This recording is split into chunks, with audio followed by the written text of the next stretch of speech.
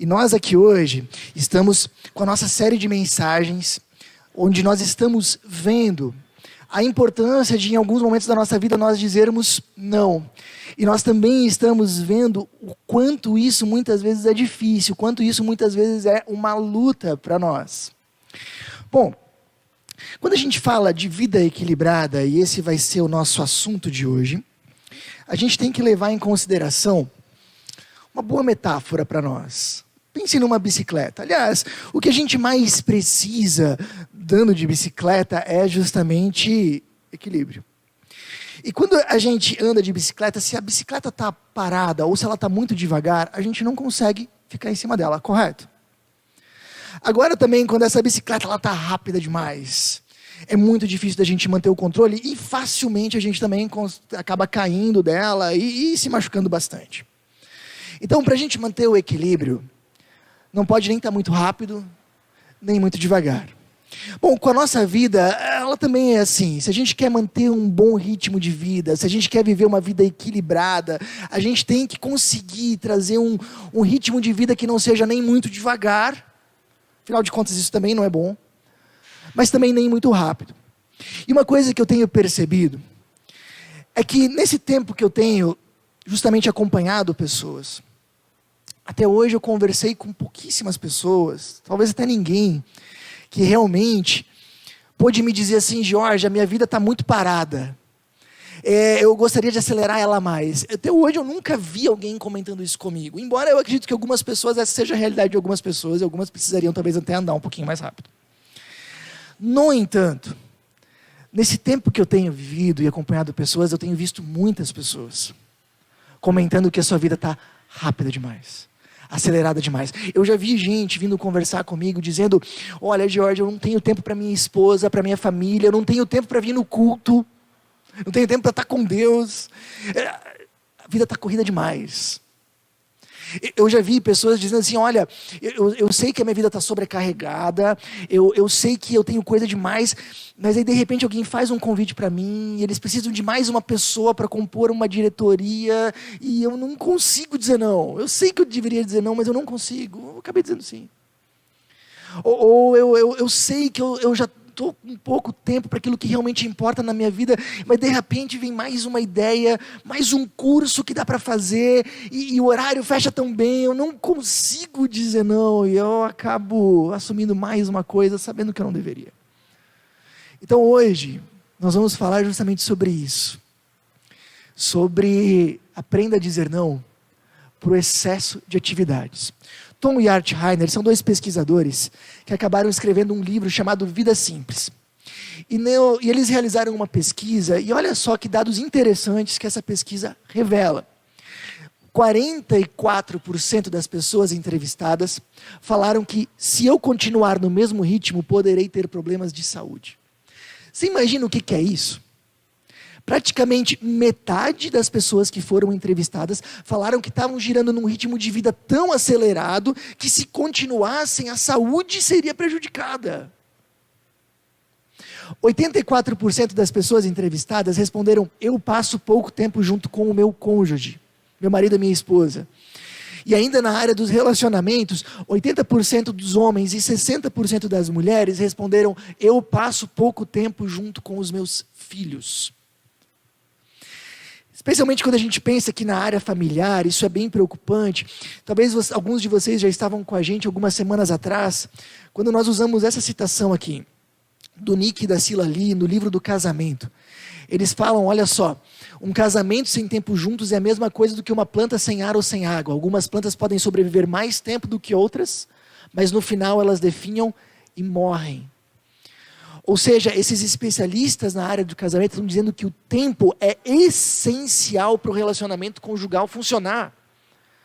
Mas a gente, do outro lado, tem 84% das pessoas casadas dizendo que não passam tempo suficiente. Sabe uma coisa que quem trabalha com pessoas observa, é que os números de divórcio sempre são muito altos. E eles costumam aumentar cada vez mais. Talvez um dos grandes problemas que façam esse número de divórcios aumentar tanto é esse: pouco tempo juntos. De uma forma bem parecida, olha só, No livro As 5 Linguagens do Amor das Crianças, aliás, para quem tem filhos, especialmente filhos pequenos, é um livro altamente recomendável, tá bom? Muito bom. O autor, Gary Chapman e a Rose Campbell, eles falam assim, ó, na verdade, muitos comportamentos infantis desagradáveis são uma tentativa de conseguir mais tempo com a mãe ou com o pai. Até a atenção negativa parece ser melhor que nenhuma atenção. Você já se perguntou, talvez, por que as crianças se comportam mal sabendo que elas vão levar uma bronca dos pais? O que eles estão dizendo é isso, olha, para uma criança receber a atenção negativa do seu pai, mesmo numa bronca, é melhor do que não receber atenção nenhuma. Então, boa parte do problema de comportamento das crianças pode estar ligado, na verdade, a eles estarem recebendo pouca atenção do seu pai e da sua mãe. E a gente tem 80% dos homens, 60% das mulheres, dizendo que passam pouco tempo junto com seus filhos. Percebe como isso é preocupante? Bom, se a gente volta então para esse quadro, essa estatística, eu queria que você percebesse o quanto isso preocupa a gente, e o quanto isso pode ser triste. Se a gente perguntasse para qualquer pessoa, e dissesse assim para ela, vem cá, fulano de tal, o que realmente é importante para você? O que realmente vale a pena na sua vida? Eu poderia apostar com vocês, que grande parte das pessoas responderia, a minha família e a minha saúde, porque o resto a gente corre atrás, não é? Mas quando a gente vive um excesso de atividades, o que acaba ficando para trás? Família e saúde. Não aparece aqui na pesquisa, mas eu ainda colocaria Deus. As pessoas estão corridas, uma das primeiras coisas que cai fora da agenda é a vida com Deus. Diante desse quadro aqui, você quer viver dessa forma? Você gostaria de viver dessa forma? Eu acredito que não. E se você não quer viver dessa forma, eu queria que você prestasse muita atenção no que nós vamos conversar, e queria que você também conectado com a gente, ficasse realmente ligado aqui com a gente, porque justamente a gente vai encontrar caminhos na noite de hoje para responder a seguinte pergunta: como dizer não para o excesso de atividades e conseguir viver em um ritmo de vida saudável? Essa vai ser a pergunta que a gente vai tentar responder nessa noite. E para isso a gente vai ler juntos um texto muito legal, que inclusive está na Bíblia, que traz lições preciosíssimas, que pode nos ajudar realmente muito.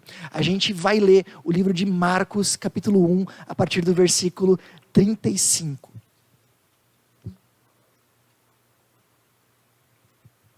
Marcos, capítulo 1, versículo 35 a 38. Lá nós encontramos o seguinte: de madrugada, quando ainda estava escuro, Jesus levantou-se, saiu de casa e foi para um lugar deserto, onde ficou orando.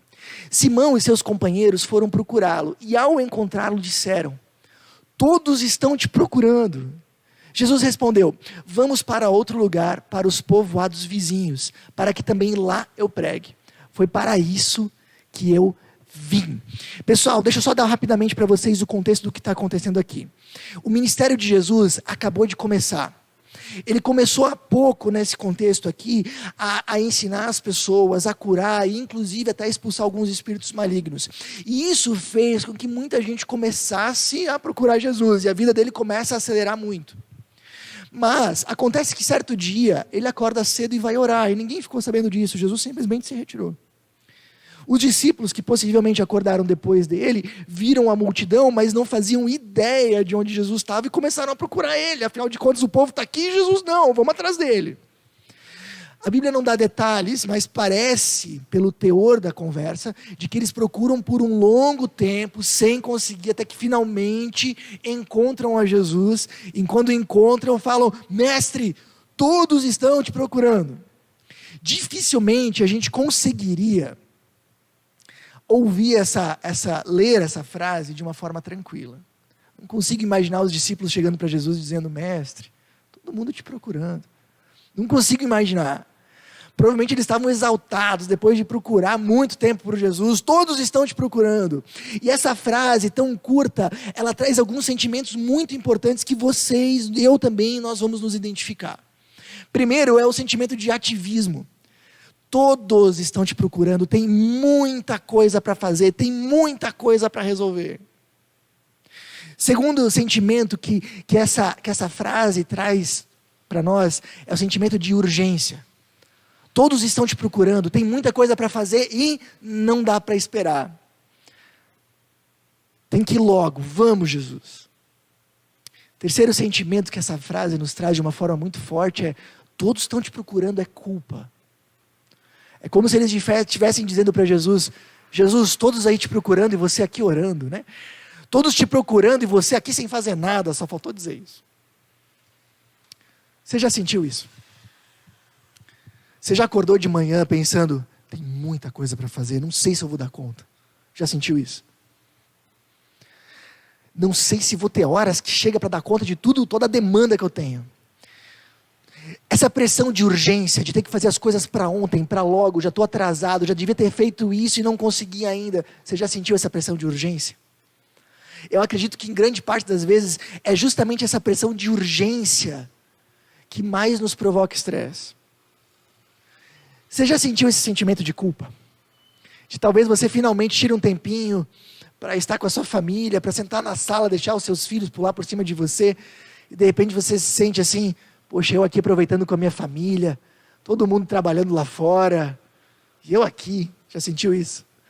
Ou finalmente você descansa, tira um tempinho para se refazer, e pensa: nossa, eu aqui parado, tanta coisa para resolver, eu deveria estar produzindo, e estou aqui parado, sem nada para fazer.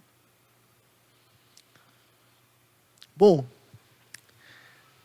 isso é o que Jesus está sentindo agora. É isso que está chegando para Ele. Quando isso chega no nosso coração, como normalmente a gente responde? A gente corre, a gente acelera. Tem muita coisa para fazer, é urgente, estou aqui sem fazer nada, o que a gente faz? A gente corre, a gente levanta e faz.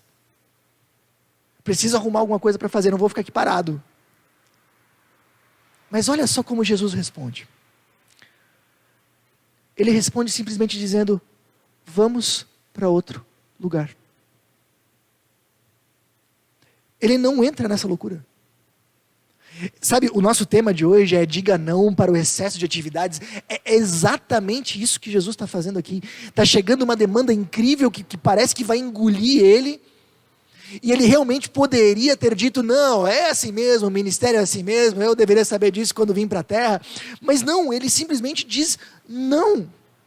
Sabe quando uma pessoa tem mania de fazer muita coisa, de sempre querer ajudar os outros, de estar sempre muito ocupada, a gente fala que ela tem complexo de Messias. Talvez você já ouviu essa expressão.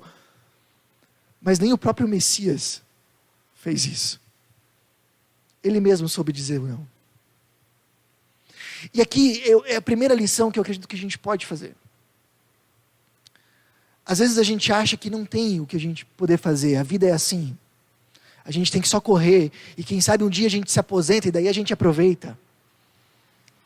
Mas a primeira lição que a gente tira do texto bíblico é: nós podemos sim dizer não. Nós sim podemos tomar decisões para desacelerar a nossa vida. Olha só o que mais uma vez o Tom e o Art Heiner falam no seu livro Vida Simples. Mais de 2/3, 68% dos entrevistados em nossa pesquisa disseram que mudariam seu dia se pudessem. Ou seja, mais de 2/3 das pessoas chegaram à conclusão: eu queria uma vida mais tranquila, mas não dá, a vida é assim, o mundo é assim, a gente tem que mesmo correr. Mas eles acrescentam: a maioria de vocês pode. Com coragem e sabedoria, você é capaz de tomar decisões que acabam com os fardos do seu tempo. É possível sim dizer não. A gente tem aqui o exemplo da Bíblia que nos garante isso, exemplos de estudiosos da nossa época que dizem isso, e eu posso dizer para vocês: eu já vi pessoas dizendo não para o excesso de atividades. Algumas delas fizeram isso com soluções criativas, outras fizeram isso delegando algumas coisas que estavam sob seus cuidados e não precisavam estar. Outras fizeram simplesmente abrindo mão de algumas atividades para priorizar outras. E outras pessoas, inclusive, se submeteram a ganhar menos para viver mais. Mas uma coisa que eu acho interessante até hoje, de todas as pessoas que eu já acompanhei, que começaram a frear o seu excesso de atividades, nenhuma depois voltou para mim e disse: estou arrependido. Nenhuma. E é possível. Bom, além disso, além de entender que junto com Deus nós podemos dizer não para o excesso de atividades, tem outras lições que a gente pode tirar daqui. Primeira coisa, Jesus poderia ter dito para os seus seguidores, e seria perfeitamente plausível, que ele dissesse: tudo bem, hoje eu atendo o pessoal, mas amanhã nós vamos para outro lugar. Não, essa semana, tudo bem, eu atendo, eu fico aqui, mas na semana que vem nós vamos para outro lugar. Mas Jesus não protela a decisão. Estava claro que ele precisava dizer não, então ele diz não. Grande parte do nosso problema é esse. A gente, não, eu não quero viver nessa loucura. Mas é só mais essa semana. Não, mas é só mais esse semestre. Não, ano que vem melhora. Não, depois que eu acabar esse curso, daí sim, daí eu vou aproveitar um pouquinho mais. E o problema é que a gente sempre arruma uma coisa e, na verdade, esse desacelerar nunca chega. Se a gente precisa tomar uma decisão de frear um pouco o excesso de atividades, por que não tomar essa decisão hoje? Eu realmente acredito que se a gente não toma uma decisão logo, depois a gente não toma mais. Bom, outra coisa que eu gostaria que vocês considerassem é que Jesus não está dizendo não para uma coisa ruim. Ele está dizendo não para ensinar pessoas. Era uma coisa boa. Mas mesmo assim, Jesus está dizendo não para isso. Isso me lembra muito algo que eu li num livro, comentei inclusive na semana passada. O livro se chama Sociedade do Cansaço, foi escrito por um filósofo que dá aula na Alemanha, onde ele explica por que nós estamos tão cansados. Num dos capítulos ele fala algo muito interessante, ele diz uma coisa que a gente não entendeu. É que há anos atrás a gente tinha que dizer não para as atividades ruins e ficar com as boas, e isso era bem fácil de fazer, é simples. Mas hoje o nosso problema não são as atividades ruins, o problema é que a gente tem muita atividade boa. E a gente está cansado, não porque a gente faz coisa ruim, não, é porque a gente faz coisa boa demais, e coisa de boa em excesso faz mal. E é verdade, se a gente para pensar, hoje tem muito curso para fazer, ainda mais agora com toda essa plataforma online que se desenvolveu na pandemia. Tem muita atividade boa para os nossos filhos fazerem. Tem mais atividades para nós fazermos do que tempo para fazer. Se a gente quer equilibrar a nossa agenda e viver num ritmo de vida saudável, a gente tem que dizer não para coisas boas. Tem um curso imperdível que eu preciso fazer, mas eu vou dizer não porque eu preciso priorizar a minha família. Porque eu preciso priorizar a minha vida com Deus. Tem uma atividade muito boa para o meu filho fazer, mas eu vou dizer não para que ele conviva mais comigo. Porque eu acredito que conviver mais com o pai ou com a mãe é mais importante ainda do que essa atividade. Ou seja, a gente só equilibra quando a gente começa a dizer não para coisas boas, para ter outras ainda melhores. Bom, além disso, a gente precisa então entender que a gente precisa separar as coisas boas das essenciais. Essa é a missão de nós hoje. E, aliás, deixa eu colocar isso para você. Você consegue diferenciar na sua vida o que é bom e o que é essencial? Faz o teste hoje de noite quando chegar em casa. Pega uma folha, coloca uma coluna dizendo bom, outra coluna dizendo essencial. E agora comece a separar todas as tuas atividades da semana, numa coluna e noutra. Você consegue? Se você quer equilibrar a sua agenda, você precisa focar no que é essencial. E você sabe que você precisa abrir mão, mesmo assim, de algumas coisas boas. Pense nisso. Mas se você está nesse momento se perguntando, Jorge, como é que eu faço para separar coisas boas das essenciais? Porque você vai ver que em alguns momentos isso se torna bastante cinza. O próprio texto responde. Olha só, Jesus dá uma resposta muito segura, como a gente falou, vamos para outro lugar, para os povoados vizinhos, para que também lá eu pregue. E aí ele acrescenta, foi para isso que eu vim. Como é que Jesus conseguiu dar uma resposta tão clara, dizendo não para o excesso de atividades? A resposta que o texto bíblico nos dá é porque ele tinha uma clara convicção de missão, de propósito, de sentido. Ele sabia, é para isso que eu vim, é isso que eu preciso fazer, é isso que é a minha missão aqui, então eu vou nessa direção. Ah, isso aqui é bom, mas não tem a ver com a minha missão, outros podem fazer, eu vou nessa direção. Uma coisa que a gente às vezes fala é que todos nós temos uma missão. Já ouviu isso? Ou às vezes quando uma pessoa de repente sofre um acidente grave, de uma forma milagrosa, ela consegue sobreviver, a gente diz, é porque ele não cumpriu ainda a sua missão. Já ouviu isso? E de certa forma isso não está errado, está certo. Deus nos faz. Deus nos cria com conjuntos específicos de habilidade, porque Ele quer que a gente realize algo. Deus nos fez para um propósito. E aqui o que a Bíblia está dizendo é, quanto mais claro a gente tiver qual é a nossa missão, o nosso propósito, o que nós devemos fazer, mais a gente vai ter tranquilidade, força e critérios para dizer não ao excesso de atividades. Se você acha isso algo um pouco fora da realidade, olha só isso aqui.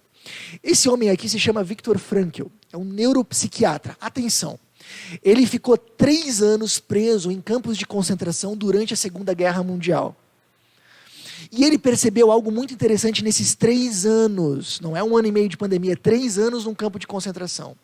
Pessoas que tinham uma saúde física, um preparo físico às vezes extraordinário, não conseguiam sobreviver por muito tempo. E outras pessoas que de repente não tinham uma saúde física muito boa, conseguiam sobreviver. E ele começou a se perguntar o porquê disso, e ele chegou a uma conclusão depois desses 3 anos. Isso estava relacionado ao sentido de vida. Pessoas que tinham claro qual era o seu propósito e o seu sentido de vida, eles tinham uma resistência muito maior a sobreviver no campo de concentração e aguentar aquela tragédia toda. Quando ele finalmente sai de lá, a guerra termina e ele é liberto, ele começa a se aprofundar nessa questão, o sentido de vida. E a obra que ele constrói, que ele escreve, rendeu para ele nada mais, nada menos do que 29 títulos de doutorado honorários. Você já imaginou? Essa obra de sentido de vida ganhou 29 títulos de doutorado honorários. E o que esse expert, essa sumidade em sentido de vida, em propósito de vida fala? Olha ali.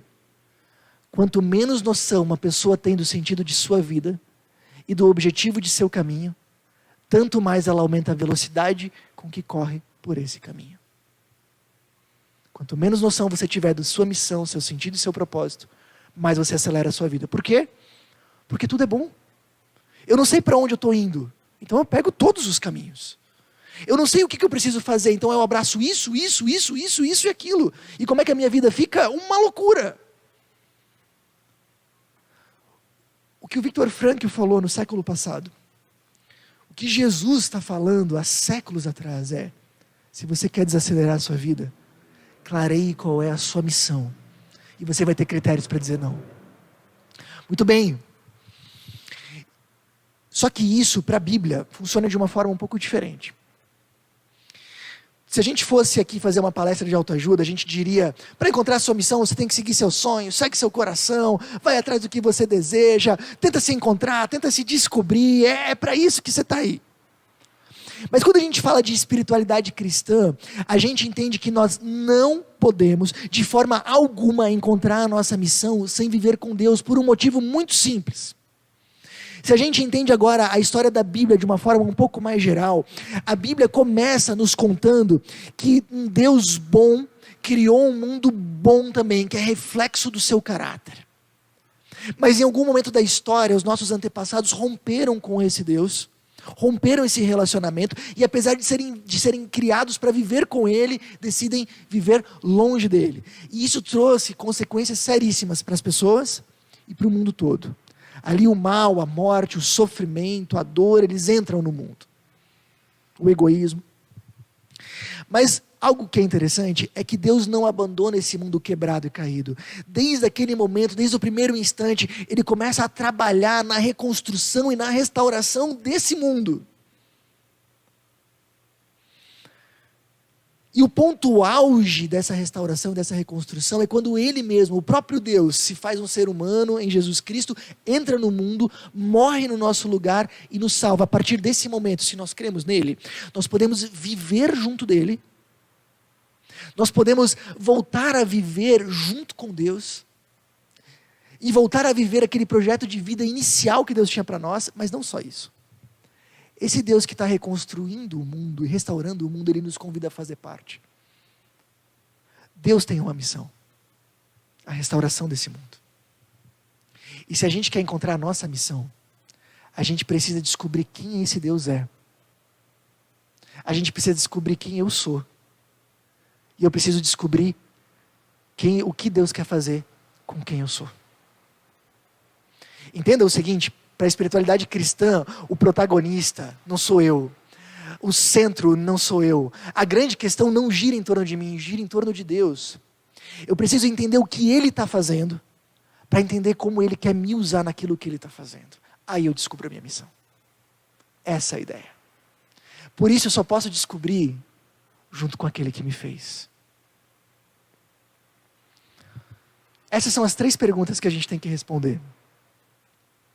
Saber quem Deus é, as 3 tarefas. Saber quem Deus é. Entender cada vez melhor quem eu sou. E entender o que Deus quer fazer com quem eu sou. Bom, uma última observação antes da gente seguir. Grande parte das pessoas associa a sua missão com a sua carreira profissional. A sua missão, ela pode envolver a sua carreira profissional, mas ela é maior do que ela. Não é apenas isso. Lembre disso. Segunda pergunta dessa noite, então. Você conseguiria formular com clareza qual é a missão dada por Deus a você? Se você tivesse um papel na sua frente e dissesse assim: Deus me criou para... ... Você conseguiria preencher esse papel? Pense nisso, ok? E se você de repente chegaria à conclusão assim: não, Jorge, não saberia. O que eu faço? O próprio texto responde. Esse é o último ponto. O que aconteceu logo antes de Jesus, de uma maneira muito segura, dizer não para o excesso de atividades, com uma clareza muito grande do que ele veio fazer? O que aconteceu? Ele estava orando. Por que Jesus sabia muito bem o que ele precisava fazer? Talvez a gente diria: bom, porque ele era o Filho de Deus, né? Afinal de contas ele devia saber. Não é essa a resposta que a Bíblia nos dá. Afinal de contas, apesar de ele ser Deus, ele também era completamente ser humano. O que a Bíblia nos mostra nesse texto e em outros é que a noção clara do que Jesus precisava fazer foi construída através de uma vida de oração. E se Jesus precisava de uma vida de oração para entender a sua missão, que dirá a gente, né? Pessoal, e é interessante como Jesus vive isso. Esse pequeno versículo ele traz algumas verdades muito interessantes. De madrugada, quando ainda estava escuro, você percebe que a vida com Deus para Jesus era uma prioridade. Interessante, eu já vi muitas pessoas dizendo que acordam cedo de madrugada para caminhar, para ir na academia. Mas eu até hoje vi poucas pessoas que me disseram que acordam mais cedo para orar, ou para estar com Deus. Se a gente quer que a nossa vida com Deus ela funcione, ela precisa ser uma prioridade. Ela realmente precisa ser colocada em primeiro lugar. Segunda coisa que a gente percebe é que ele, de madrugada, quando ele estava escuro, ele se levantou, ele tem uma atitude em cima disso. Entenda o seguinte: prioridade menos atitude é igual a nada. Prioridade, para ser uma prioridade, ela precisa estar associada a uma atitude. Se você diz: não, Deus para mim está em primeiro lugar, mas na verdade você não age dessa forma, desculpa, isso não é uma prioridade. Prioridade, para ser prioridade, ela tem que estar associada a uma atitude. E se você quer viver isso, quer ser um seguidor de Jesus e quer a partir disso encontrar a sua missão, você precisa colocar isso em prioridade e colocar isso como uma atitude. Terceiro ponto, Jesus dedica a exclusividade. A Bíblia faz questão de dizer que ele vai para um lugar deserto. Eu não tenho absolutamente nada contra quando a gente ora no meio do nosso dia e faz uma oração rápida. Tudo bem, mas não substitui o estar num momento específico com Deus. Num encontro, em casa sozinho, na nossa oração, na nossa leitura bíblica. A gente não sabe muito bem o que Jesus orou aqui. A Bíblia não fala. Bom seria.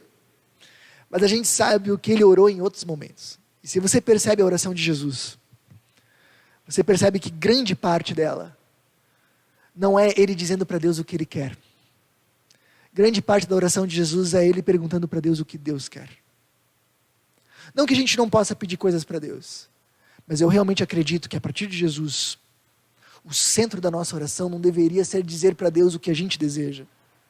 Mas o centro e a parte mais importante da nossa oração é perguntar para Ele: Deus, o que você quer? O que tu queres de mim aqui no meu local de trabalho? O que tu queres de mim aqui na minha família? O que tu queres de mim aqui na minha vizinhança? O que tu queres de mim aqui na minha cidade? O que tu queres de mim a partir das habilidades que tu me desse? Se a gente caminha com Deus, fazendo isso, prioridade, atitude, exclusividade, fazendo essa pergunta para Ele, eu tenho profunda convicção que com o passar do tempo, o que Ele quer de nós, a missão dEle, a nossa parte, onde nós nos encaixamos na missão dEle, vai ficar cada vez mais clara. E quando a gente encontrar isso, a nossa vida vai ficar muito mais leve. Como está a sua vida de oração? Quanta prioridade e exclusividade você tem dedicado a isso? Pensa nisso. Eu queria propor o seguinte exercício para vocês agora. E agora a gente está realmente encerrando esse momento já. Como é que a gente pode identificar o nosso problema? A gente pode seguir esse quadro aqui nessa ordem, conforme as setinhas. Começa de cima para baixo. Responda primeiro a seguinte pergunta: tenho facilidade em resistir às pressões de ativismo, urgência e culpa? Você tem isso? Se disser, sim, consigo dizer não com tranquilidade. Ok, muito bem. Se você disser, não, não consigo, tem dificuldade de dizer não, vai para de baixo. Tenho consciência clara do que Deus quer fazer através de mim? Se você disser, sim, tenho. Ótimo, então começa a colocar isso em prática de critério de decisão para aliviar a sua agenda. Se você disser, não, não tenho, vai para andar de baixo. Tenho dado prioridade e exclusividade à vida de oração? Se você disser sim, tenho. Ótimo. Então busca na sua vida de oração o que Deus quer de você, não o que você quer dele. Se você disser não, não tenho, então comece. Estar junto com Deus, orando, aprendendo dele, como a gente está fazendo aqui, é o pilar essencial. A gente aprender a dizer não para excesso de atividades. Para a gente construir a solução, a gente segue o mesmo quadro, mas na ordem inversa, de baixo para cima. Primeira coisa, priorize estar junto de Deus para entender o que Ele quer de você. Fez isso? Ótimo. Adquira uma consciência clara do que Deus quer fazer através da tua vida. Conseguiu isso? Aprenda a dizer não para o que pode tirar o teu foco central. Pessoal, esteja junto com quem te fez. A partir disso, descubra para que Ele te fez. Ou deixa Ele te mostrar para que Ele te fez. E quando você souber isso, comece a dizer não para aquilo que não contribui com esse propósito. Essa é a ideia.